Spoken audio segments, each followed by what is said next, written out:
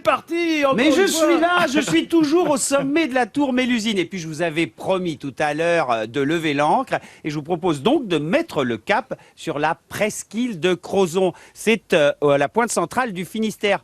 Au nord, la rade de Brest, au sud, la baie de Douarnenez, et au milieu, eh bien, cette fameuse presqu'île de Crozon. C'est une des 8 réserves naturelles de Bretagne. Des rochers dans l'eau, des grottes, des menhirs alignés. Vous allez voir, bref, des paysages enchanteurs. Pointe centrale du Finistère, la presqu'île de Crozon concentre toutes les particularités de la Bretagne. Didier est un amoureux de ce petit coin de paradis. On a l'impression de vivre dans un écrin. On est entouré de paysages somptueux, hein. On a une nature qui restait sauvage. De la plage, on grimpe au-dessus des falaises. Didier nous emmène maintenant à la pointe sud de la presqu'île, le cap de la Chèvre. Vu d'en haut, le panorama est à couper le souffle.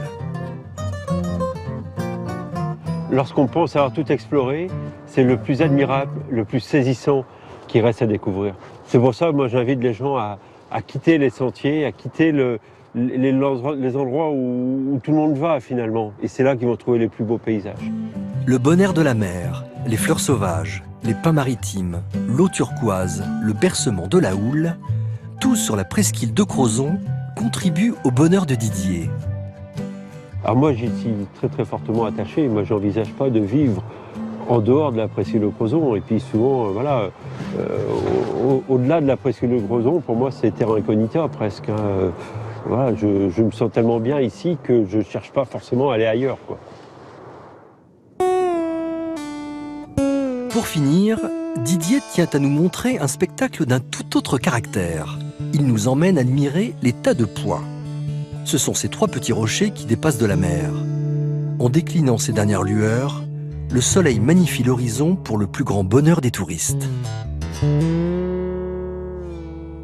On a l'impression vraiment de se reposer, d'être ailleurs, d'être un petit peu seul au monde en fait. La presqu'île de Crozon, un petit bout de terre hors du temps, dont il faut apprivoiser le caractère sauvage pour en comprendre tous les mystères. En résumé, ce n'est pas l'homme qui visite Crozon, mais Crozon qui visite l'homme.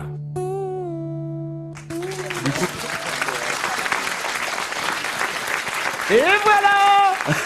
Je m'étais caché, mais ce qui ne s'est pas caché, ce sont les beautés de cette presqu'île. Et je crois que Mais Christian... que tu es blagueur. Ouais, j'aime bien faire des blagues. Et je crois que Christian les connaît bien, ces beautés de la presqu'île de Crozon, notamment la pointe du Touliquet, n'est-ce pas, Christian? Le Touliquet. Bah, toute la presqu'île, c'est extraordinaire. Il y a des endroits magiques. Oui, il y a le cap de la Chèvre, la pointe du Touliquet, il y a Mont Camaret aussi, qui est un petit port très très sympa, et des plages toutes différentes. On a le sentier côtier qui mène de Morgat au cap de la Chèvre, qui est magique, parce qu'on a des paysages où on se croirait en Méditerranée, avec une eau très très pure, très très bleue. Enfin, il faut pas trop le dire parce que faut que ce soit encore sauvage, donc faut pas. Il y a des grottes aussi par là-bas qui sont cachées, Christian.